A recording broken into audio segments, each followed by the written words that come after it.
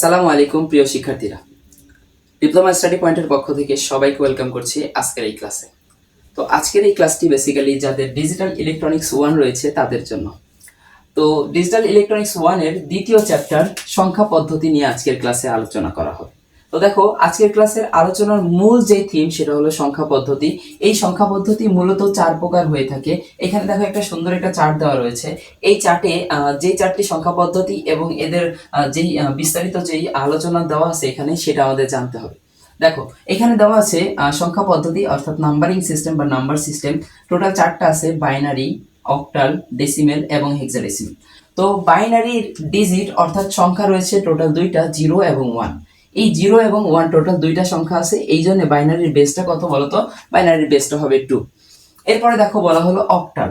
অক্টালে total 8টা সংখ্যা রয়েছে, 0 থেকে 7 পর্যন্ত টোটাল 8টা সংখ্যা রয়েছে, এই জন্য অক্টালের বেস হবে 8।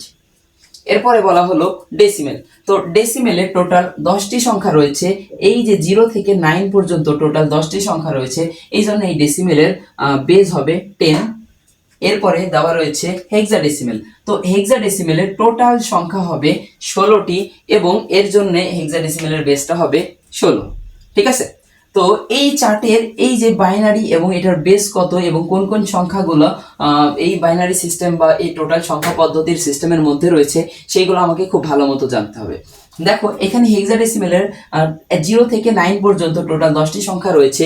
এরপরে এ থেকে এফ পর্যন্ত আরো 6টি সংখ্যা রয়েছে। তো এই 6টি সংখ্যা দিয়ে আমাদের কত প্রকাশ করা হয় এটা আমাদের জানতে হবে।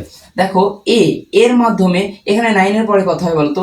এর মাধ্যমে 10কে প্রকাশ করা হয়, বিকজ আমরা জানি কি বলতো, 9 এর পরে হয় কি 10। এরপরে দেখো বি আছে, তো বি দিয়ে কি প্রকাশ করা হবে? 11কে, সি দ্বারা 12কে এবং ডি দ্বারা 13, ই দ্বারা 14 এবং এফ দ্বারা 15কে প্রকাশ করা হবে। এটা আমাদেরকে মাথায় রাখতে হবে।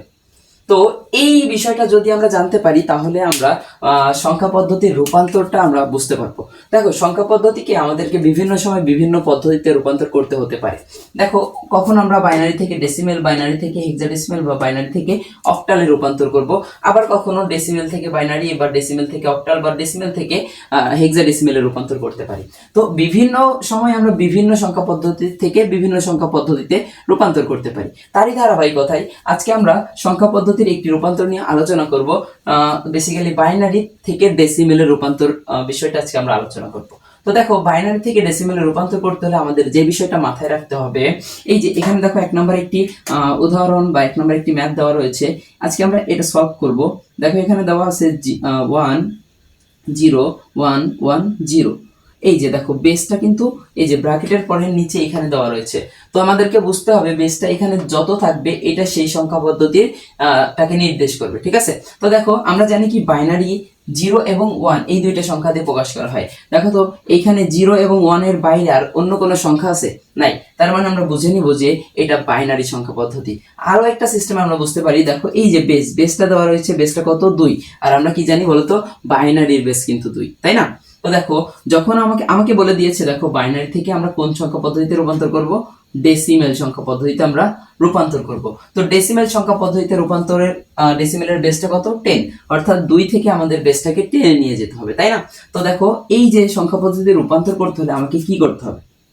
প্রথমত ভালো করে বসো, আমাদেরকে এই যে এখানে দেখো প্রথমে এই যে বাইনারি সংখ্যা পদ্ধতির একক স্থানীয় মানটা কত আছে? একক স্থানীয় মান কিন্তু এখানে 0, তারপরে 1, তারপরে 1, তারপরে 0, তারপরে আবার আছে কত? 1 আছে। তো আমাদেরকে এই 0টাকে সর্বপ্রথম এইখানে বসাতে হবে। দেখো দেখো এখানে টোটাল কয়টা সংখ্যা আছে? 1 2 3 4 5, টোটাল 5টা সংখ্যা আছে।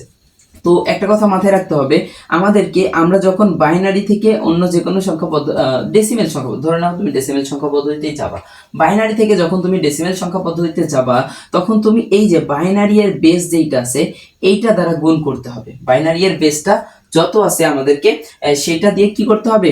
গুণ করতে হবে। তো কিভাবে আমরা গুণ করব? দেখো, এই যে এখানে দেখো আমাদের 1 0 1 0 1। তো এই যে একক স্থানীয় যে মানটা রয়েছে সেই মানটার সাথে সর্বপ্রথম আমাদেরকে গুণ করতে হবে। এখানে কত আছে বলতো? 0 আছে। তো এই 0 এর সাথে আমরা কি করব? গুণ করব। কত? বাইনারি এর বেস কত? 2। এই 2 আমরা গুণ করলাম, সর্বপ্রথম আমাদেরকে বাইনারির এই যে প্রথম যে একক স্থানীয় মানটা আছে কত 0, তো এই 0টা গুণ করলাম। এবার এই যে 2 দিয়েছি, এই 2 এর পাওয়ার দিতে হবে 0, 2 এর পাওয়ার দিতে হবে 0। এরপরে আমাদেরকে এখানে প্লাস করতে হবে। এবার দ্বিতীয় যে বাইনারি সংখ্যাটা আছে আমাদের, দেখো ডান দিক থেকে, আমরা কোন দিক থেকে আসবো, ডান দিক থেকে। তো ডান দিক থেকে এখানে দ্বিতীয় সংখ্যাটা আছে কত 1, তাহলে আমরা কি করব, এই যে 1 এর সাথে গুণ করব কত বলতো 2, কারণ বাইনারি বেস কত 2, এবং এখানে পাওয়ার ছিল 0, এখানে হবে 1। এরপরে প্লাস দিব আবারও, এরপরে আমাদেরকে আবারও 1 লিখতে হবে।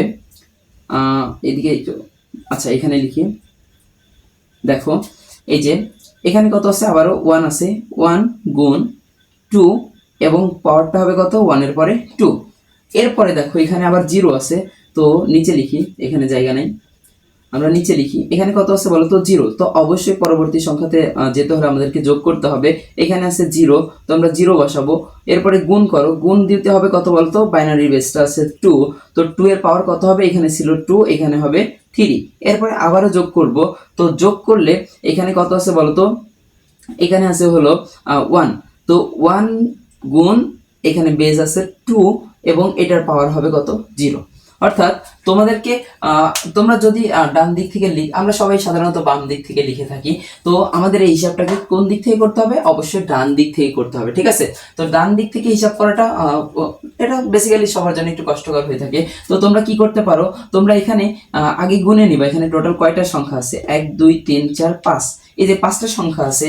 তো আমরা কি জানি, একক স্থানীয় যে মানটা আছে ওইটাতে সর্বপ্রথম 0 বসবে, তারপরে পাওয়ার হিসাবে বেজের পাওয়ার হিসাবে 0 বসবে, 1 বসবে, 2 বসবে, 3 এবং লাস্টটাতে কত 4। তো আমরা কি করতে পারি, শেষ থেকে শুরু করতে পারি, 4 3 2 1 0, এইভাবে আমরা যেতে পারি।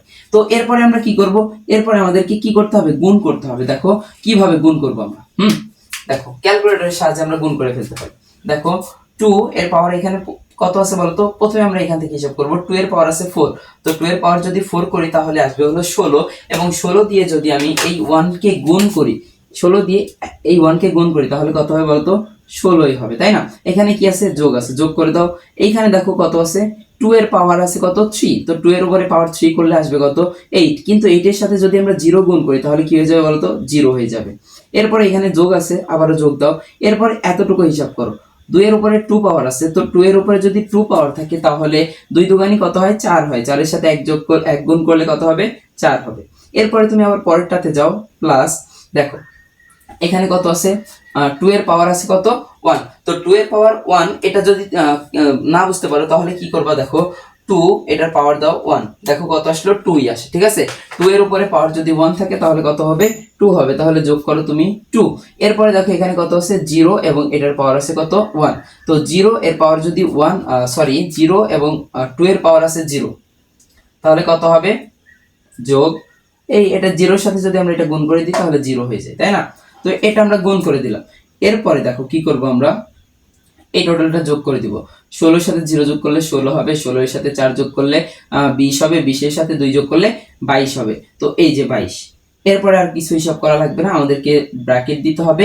এবং আমরা যেই সংখ্যা পদ্ধতিতে রূপান্তর করেছি, অর্থাৎ ডেসিমেল সংখ্যা পদ্ধতিতে রূপান্তর করেছি, তো ডেসিমেল সংখ্যা পদ্ধতি এর বেসটা কত, দেখো তো 10, তাহলে আমাদেরকে এই যে নিচে এইখানটাতে 10 দিয়ে দিতে হবে। এটাই হলো আমাদের অ্যান্সার। আশা করি তোমরা বুঝতে পেরেছো। তো আজকে এই পর্যন্তই, দেখা হচ্ছে অন্য কোনো ক্লাসে। তো নেক্সট ক্লাসে আমরা কি করব, দেখো এই যে দশমিক রিলেটেড যেই বাইনারি সংখ্যাগুলো রয়েছে এইগুলোকে রূপান্তর করব। সেই পর্যন্ত সবাই ভালো থাকো।